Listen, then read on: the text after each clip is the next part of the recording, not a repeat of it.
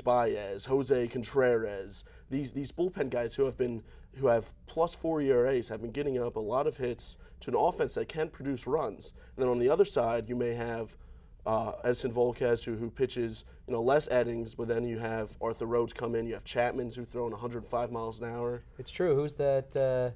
Which Brad Lidge are we going to see? Are the Phillies going to do it? Is the bullpen good enough? Yes or no? I think, considering everything else, their bullpen will at least be adequate. Okay. This is a different Phillies. It's not the 08 Phillies. It's a different Phillies. I came into this figuring it would be the Phillies would be the obvious choice. I mean, the Phillies have been for the last month and a half anyway, a prime choice in the NL. They've been a hot team. I think you make some great points about the Reds' offense. I think it's really, really tough, though, to argue against the Phillies' pitching staff. The Phillies' pitching staff is quite impressive. I wonder why no one talked about Los Gigantes if we're talking about pitching staffs. But I really, really think it's tough. But the bullpen point, I think, is very interesting. Which Brad Lidge are we going to see? The Brad Lidge that blew the World Series last year? Which Brad Lidge are we going to see? And so far, he's been good ever since that start at Nationals Park about 2 months ago. But is it good enough? That segment's going to go, I'd say, to Max. It just because once again he was it's the right choice. Moving on to fact or fiction. Moving on to some football talk in the NFL. The Colts have been an incredibly talented team, an incredibly high-performing team for this entire decade, and they have an impressive 7-season, 12-win streak. Is that going to continue? Fact or fiction? It's going to continue. So fact. The Colts, while Bob Sanders is now out for the season, granted, their defense needs to shape up a little bit. This is still a team led by Peyton Manning, and he's gonna throw the ball all over the place. He has great targets, and wide receiver Reggie Wayne. He loves Dallas Clark, his tight end. Dye's not the most prolific running back, but he gets the job done. Donald Brown is good to come in there on third downs.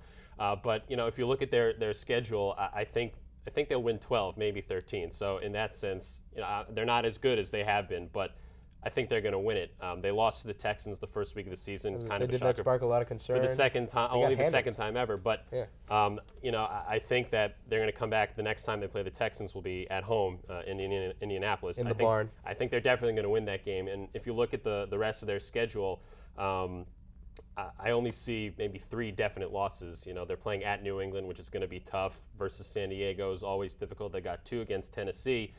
Maybe a game against Dallas. We'll see how they do. So far, they're not so good. But the rest of their schedule, I think they should win. I think they're still a great team. So they'll probably get at least 12. Fact or fiction? I think this season they do have the possibility to win that, but it's also with their schedule. They like you said, they do have the core games right in the middle of the schedule that will be very difficult for them to keep pace with that 12-win season. And there's a good possibility they'll win only 11. Maybe not 10, but when you have to go at Philly, at New England, you got Cowboys, Texans, big teams. They've already lost one. Yeah, they've always lost one. By this time of the season, they usually haven't lost one.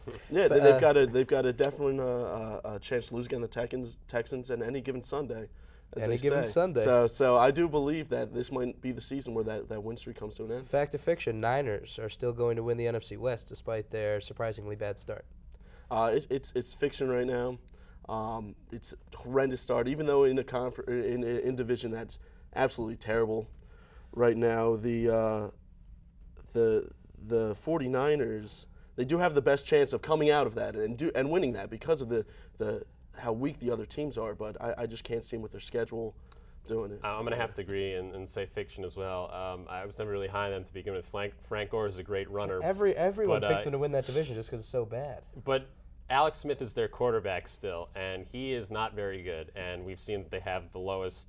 They've scored the least amount of points the first couple weeks of the season. They already fired their offensive coordinator. If anyone can spark them, it might be their coach, Mike Singletary. But it's just not going to happen. The other teams are mediocre as well, but I don't think they're going to come back from this. Yeah, the way they've been getting blown out already this season by less than mediocre teams. I don't think anybody saw it coming. Is the amazing part, except for maybe Max. And I guess one more divisional debate, fact or fiction, the Chiefs are now the front runners and will win the AFC West. I'm going to go with fact on that. And, I saw before the season some people picked them to win anyway, which I was surprised in the first place. But, if you look at it, it's not such a bad team.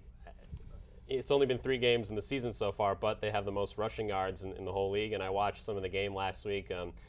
They have great special teams, and their They have ground some game. good skills players, some good talent players. It's an important asset for the team. Castle's having a good season so far, but if you look at the rest of the division, San Diego, they seem to come on later in the season. Every December. It's always up in the air. Philip Rivers is a great quarterback, but that team's got issues. Oakland's a mess. It is a mess. They'll win. Yeah, I do agree. I think that the Chiefs will win the AFC West.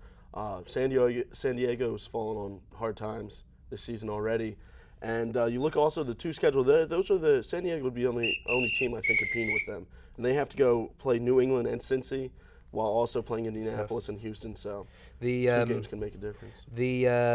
It's kind of a pillow fight here for that debate. A lot of agreement going on. I think there's a lot of things that as the NFL becomes more settled, we'll see that. I think where the biggest thing where you guys separated a little bit was Andrew talked a little bit about the tough schedule that the Colts have coming up, and I think this is the first time in a while that the Colts maybe are a little bit vulnerable. Yeah, they absolutely blew out the Giants. On prime time, and everybody was watching in the Manning Bowl.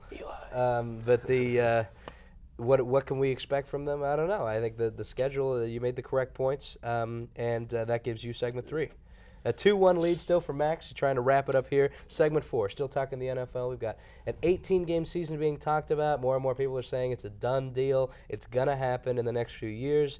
Is the 18-game season a good idea? Andrew? Yeah, I think it's fine. I have what they're not doing is adding 2 extra games. They're taking away 2 preseason games, turning them to regular But season games. isn't that adding 2 games of playing for the I hear first string? the concern for injuries for guys. It's already a tough schedule as it is.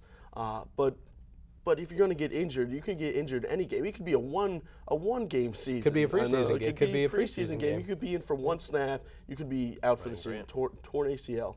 What it is, it's going to bring in, what the owners want is bring in more fans to the games instead of having preseason games where people have to come in and watch third-string teams. But I love football. I have no problem watching another regular season game, having some more matchups against different teams, and I think it's fine. Well, I love football too. Well, maybe not if the Giants play like this, but Chris, you're right.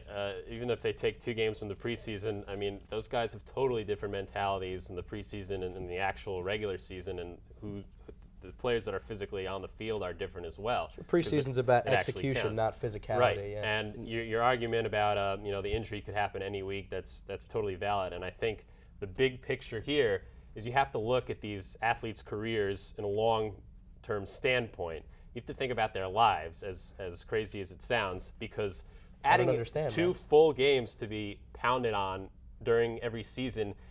Are they making enough money to do that? As it is right now, the players, they can't walk when they're older. Running backs have like a peak prime years of 3. Ray Rice is going to be out of the league before we know it. It's terrible. I understand everyone loves their football. It'll make more money, but they have to think about the future of the players in this situation, to think about their health in years to come. It's not good for them. I mean, they could be better now, but in the future they may not be able to walk around their house. It's a concern, but I'm not. As an NFL player, they can end their season on their own terms early. I know they want to play. Give me an NFL contract, and I'll play 2 extra. We'll call it games. hazard pay. All right. They do get there paid are plenty a lot. guys waiting to move up. All right, it's not gonna be the end of the league because all the players are dead. But not the end of Or how but players not the are end of going. the end of the league, but the end of these individual players' careers, just because there's more games every season and they can't make it through as many seasons. And, out of all the players I've heard talk about it so far, none of them are in favor of it. I saw Ray Lewis on SportsCenter the other day, and he's an older guy and he's going to retire sooner than others. But for veterans like that, adding 2 extra games. The thing about Brett Favre, I mean, he's getting roughed up as it is in the first couple games of the season because he's old now, he's 40, whatever. It's going to be so that's difficult. An exception, though. Brett Favre decided Check to his come birth back at certificate. 4. I think it's 50-something. That's his choice. He's coming back at 40 to play football. Plus, he's playing in Wranglers, and that's no padding.